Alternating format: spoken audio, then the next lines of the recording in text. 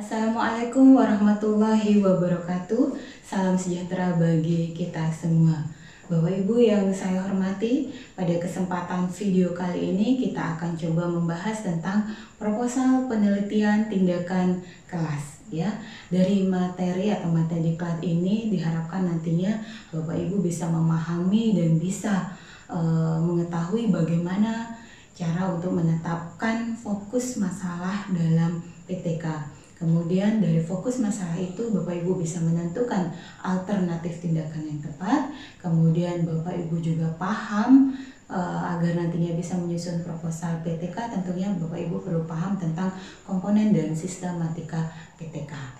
Nah, mulai dari yang pertama yaitu proposal PTK.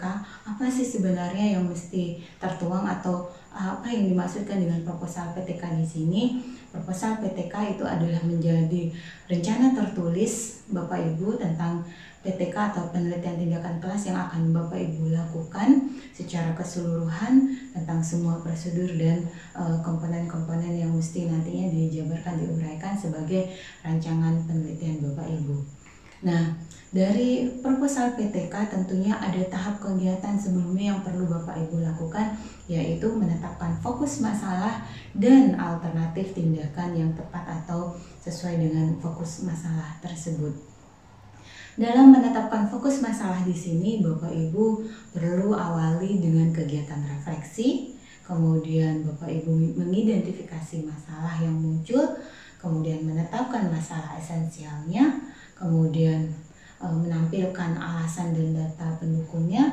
Setelah itu Bapak Ibu bisa menetapkan alternatif tindakan yang paling tepat dan menentukan indikator kinerja.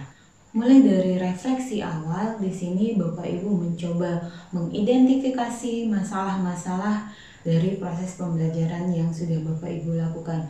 Bapak Ibu bisa menemukan atau mencermati kesenjangan apa yang muncul antara harapan dan kenyataan dari proses pembelajaran ideal sebenarnya yang diinginkan atau diamanatkan oleh kurikulum kita dengan realitas yang ada di kelas Bapak Ibu.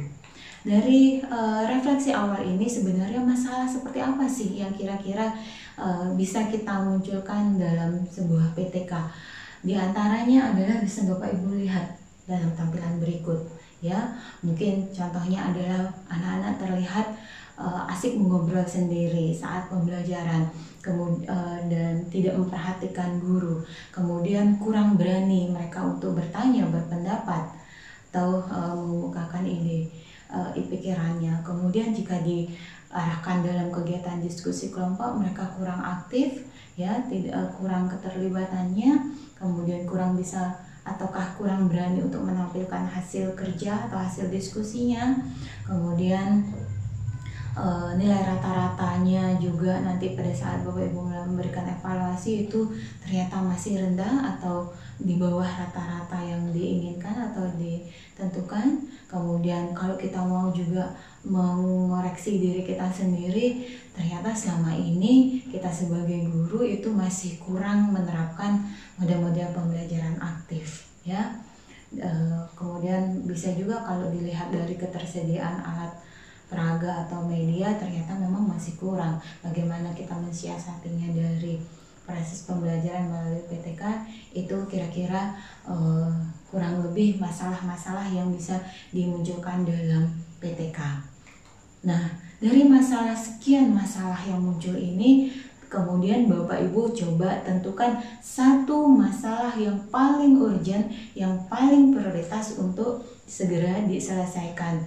Paling prioritas di sini tentunya didukung dengan kemudahan Bapak Ibu mencari kajian teorinya dan kemudahan dalam menyelesaikannya nanti di kelas. Kemudian yang perlu diingat, diperhatikan, Bapak Ibu juga perlu menentukan satu KD yang kira-kira dengan bahasa istilah KD yang gemuk, supaya bisa dilaksanakan minimal dalam 4 kali pertemuan. Karena apa? Kenapa mesti 4 kali pertemuan? Jangan lupa ya, prinsip PTK itu dilakukan minimal dalam 2 siklus. Setiap siklusnya mesti 2 kali pertemuan. Jadi kenapa mesti Bapak Ibu coba pilih nantinya PTK Bapak Ibu akan lakukan di KD yang bisa untuk 4 atau minimal 4 kali pertemuan seperti itu ya. Nah, dari sini Bapak Ibu bisa menentukan masalahnya apa, kemudian tindakan yang tepatnya itu apa. Tindakan yang tepat ini akan nanti kita istilahkan dengan variabel tindakan. Masalahnya kita istilahkan dengan variabel masalah. Nah, dari masalah yang muncul tadi, sekian masalah itu sebenarnya kalau dicermati itu akan berujung kepada hasil belajar. Ya, kita bisa tentukan di sini variabel masalah utama itu hasil belajar. Kemudian jangan lupa, karena kita tidak hanya sebatas melihat hasil, tetapi juga prosesnya, kita tambahkan variabel masalah pengiring seputar aktivitaskah, atau Bapak Ibu mau pilih minat atau motivasi. Pilih salah satu di antara ketiga variabel pengiring ini, itu supaya bisa kita nanti menampilkan bagaimana prosesnya. Kemudian untuk variabel tindakan atau bentuk tindakan yang akan Bapak Ibu lakukan, karena terkait proses pembelajaran, itu akan seputar atau kita membahas seputar penerapan model atau penerapan metode atau penggunaan atau pemanfaatan media. Jadi untuk variabel masalah utama itu seputar hasil belajar. Kemudian variabel pengiringnya tambahkan di antara ketiga ini aktivitas atau motivasi atau minat. Kemudian variabel tindakannya itu adalah seputar penerapan model, metode, atau pemanfaatan media. Nah, setelah Bapak Ibu bisa menetapkan masalah dan alternatif tindakannya, jangan lupa tentukan indikator kinerja atau ukuran keberhasilan PTK Bapak Ibu. Ini menjadi ketentuan untuk memutuskan berlanjut atau tidak siklus kita. Bagaimana perbaikannya atau masih perlu diperbaiki tidak ke siklus berikutnya. Ini menjadi indikator kinerja yang perlu ditentukan sehingga bisa dikatakan PTK Bapak Ibu itu berhasil atau belum sebenarnya.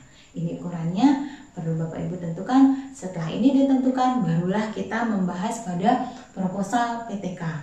Apa saja komponen yang mesti termuat dalam sebuah proposal PTK bisa Bapak Ibu lihat berikut ini.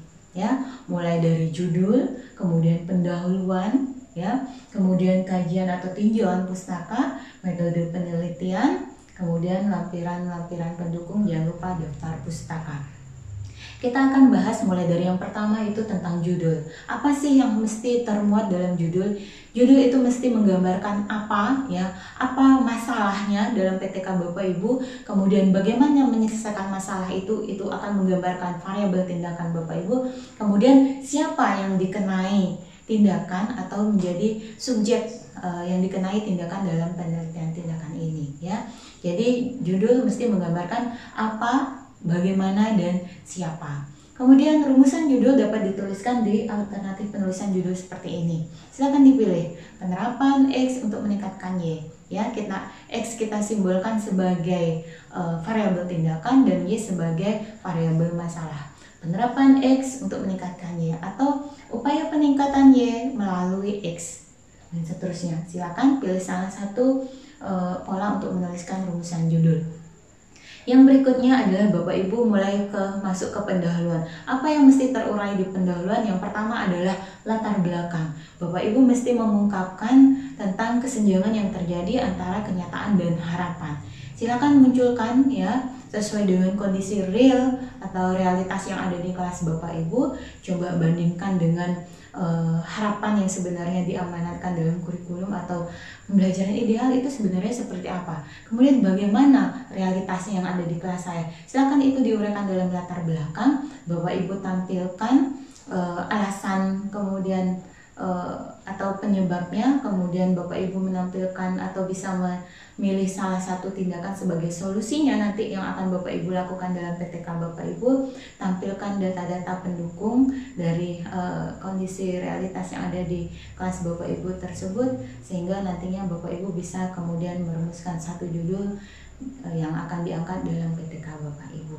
Nah, kemudian setelah Bapak Ibu bisa mengurai latar belakang, hal berikutnya adalah rumusan masalah. Rumusan masalah dalam PTK ini bisa dituliskan dalam kalimat tanya. Ya, rumusan masalah yang pertama menanyakan bagaimana penerapan X untuk meningkatkan Y ya di setiap siklusnya. Kemudian apakah penerapan X dapat meningkatkan Y? Jangan lupa penerapan X itu adalah tindakan ya. Untuk meningkatkan Y berarti variabel masalahnya. Jangan lupakan variabel masalah di sini ada variabel utama dan variabel pengiringnya ya. Jadi ada 3 rumusan masalah. Dengan kata tanyanya bagaimana, itu bagaimana penerapannya di setiap siklus, kemudian apakah misal hasil belajar, kalau untuk variabel masalah utama hasil belajar, apakah penerapan X dapat meningkatkan hasil belajar dan seterusnya, sesuai dengan ditulis lengkap sesuai dengan narasi di judul, hanya dituliskan dalam bentuk kalimat tanya. Kemudian yang berikutnya adalah tujuan penelitian ya. Tujuan penelitian sesuai dengan rumusan judul ya. Jadi dibedakan menjadi tujuan umum dan tujuan khusus.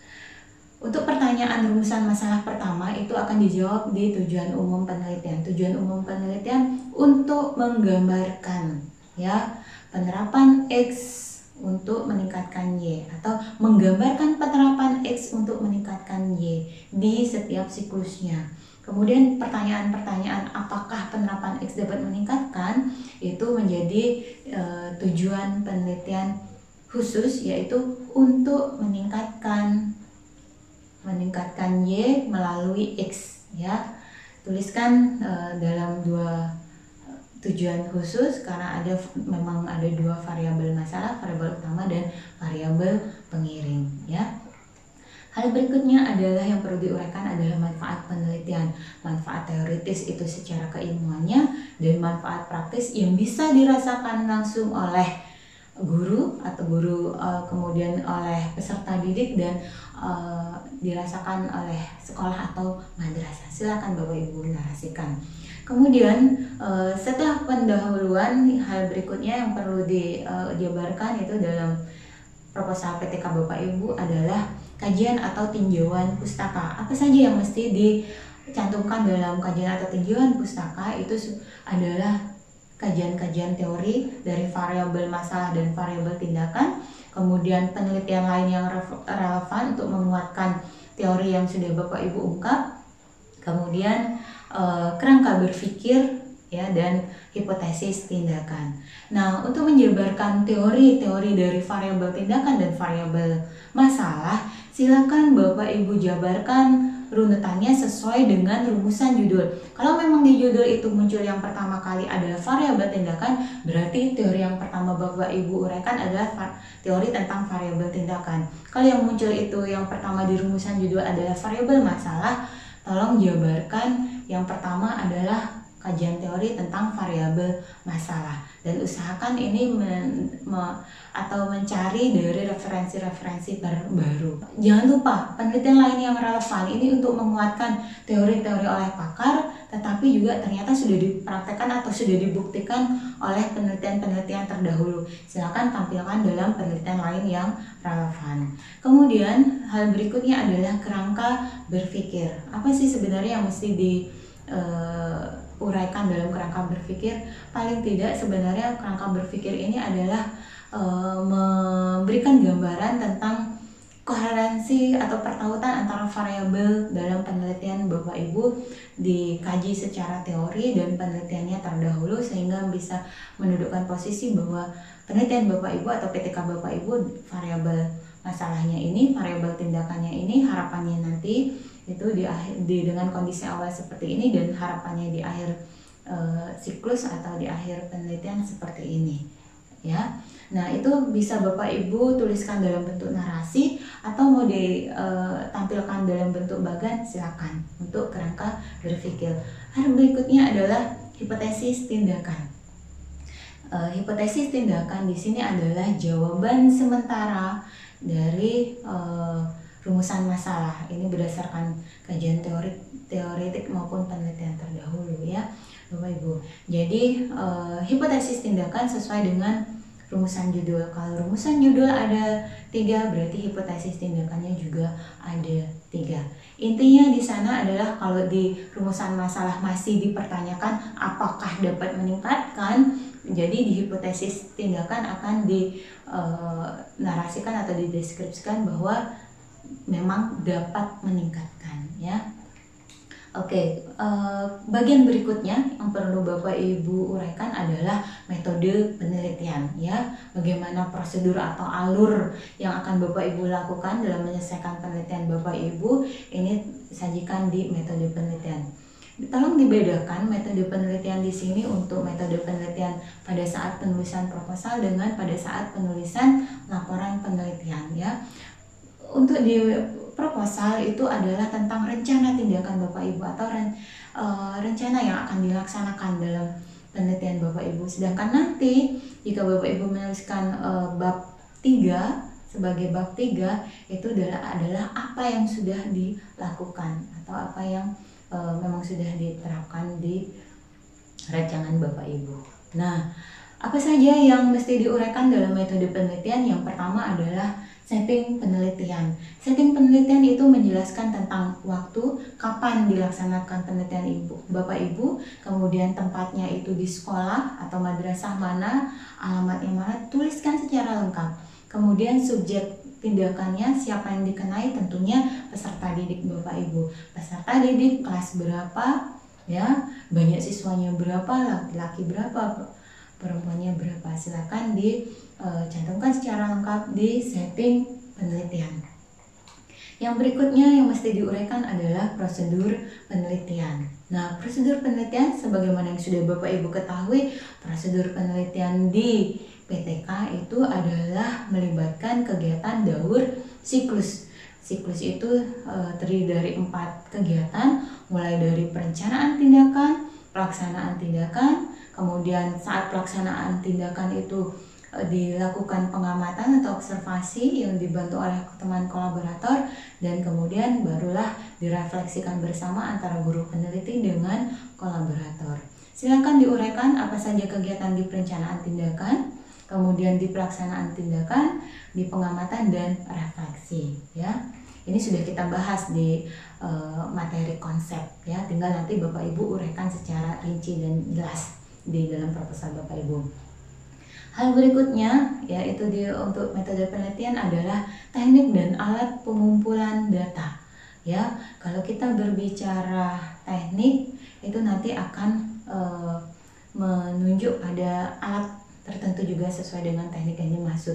Nah, silakan dilihat di sini Bapak Ibu, sesuaikan dengan variabel masalah dan variabel tindakan ya. Untuk variabel masalah seputar hasil belajar itu tentunya akan melibatkan aspek pengetahuan dan aspek keterampilan. Untuk pengetahuan bisa dilakukan penilaiannya dengan teknik tes atau penugasan, dan untuk aspek keterampilan tentunya dengan teknik-teknik yang ada di teknik penilaian keterampilan. Kemudian untuk aktivitas dan aktivitas peserta didik dan aktivitas guru selama melaksanakan tindakan itu bisa dilakukan dengan teknik observasi, instrumennya berupa lembar observasi. Kemudian jika variabel pengiring yang Bapak Ibu angkat itu adalah seputar minat atau motivasi, berarti dilakukan dengan pengumpulan datanya dengan teknik angket atau kuesioner dengan instrumen berupa lembar angket atau kuesioner. Kemudian ada juga teknik wawancara. Ini bisa Bapak Ibu lakukan sebagai untuk mendukung informasi yang diperlukan, bisa dilakukan melalui wawancara. Tentunya instrumen yang perlu Bapak Ibu siapkan itu adalah pedoman wawancara supaya terarah wawancara kita, karena informasi apa sebenarnya yang mau kita atau perlu gali, silakan buatkan pedomannya. Ini seputar teknik dan alat pengumpulan data dalam PTK yang kira-kira bisa Bapak Ibu pilih, tentukan sesuai dengan variabel masalah dan variabel tindakan Bapak Ibu. Hal berikutnya yang perlu diuraikan adalah analisis data. Nah, analisis data di dalam PTK jangan Bapak Ibu pikirkan sebagai sesuatu yang sulit, yang rumit. Berbeda dengan penelitian yang lain, itu di dalam PTK analisis datanya tidak melibatkan uji statistik yang rumit dengan rumus-rumus yang rumit atau uji-uji statistik yang artinya anggapannya selama ini adalah sulit. Tidak, analisis data dalam PTK itu cukup analisis deskriptif. Bagaimana Bapak Ibu menampilkan, menyajikan data-data di setiap siklus, kemudian membandingkan hasil di setiap siklusnya atau diistilahkan dengan komparasi atau komparatif ya, analisis komparatif ya, membandingkan hasil di setiap siklus, bagaimana perubahan peningkatannya, seberapa besar peningkatan. Cukup seperti itu saja untuk analisis datanya. Hal berikutnya perlu diuraikan dalam metode penelitian itu adalah indikator kinerja. Kita sudah sempat bahas berulang kali indikator kinerja, ukuran keberhasilannya, bagaimana merumuskan indikator kinerja. Karena kita akan berbicara variabel masalah seputar hasil belajar, nah itu paling tidak bisa Bapak Ibu gunakan nilainya itu dengan ketentuan KKM ya, bisa minimal sama atau lebih tinggi. Silakan Bapak Ibu yang bisa menentukan sesuai dengan kondisi peserta Bapak Ibu. Bapak Ibu yang paling tahu dengan anak-anak di kelas Bapak Ibu bisa menentukan dengan KKM minimal yang perlu dicapai atau ditargetkan pada anak-anak, mau berapa besarnya, berapa persen ketuntasan kelas skala yang diinginkan, juga silakan Bapak Ibu tentukan menjadi indikator kinerja. Dan jangan lupa untuk variabel masalah pengiringnya antara aktivitas, minat, dan motivasi, berapa persen juga yang kita targetkan di anak-anak untuk menunjukkan keaktifannya yang baik atau minat motivasi belajarnya yang tinggi. Seperti itu di indikator kinerja. Nah, ini Bapak Ibu yang perlu Bapak Ibu uraikan, narasikan, dan Bapak Ibu susun menjadi sebuah proposal PTK. Silakan Bapak Ibu coba.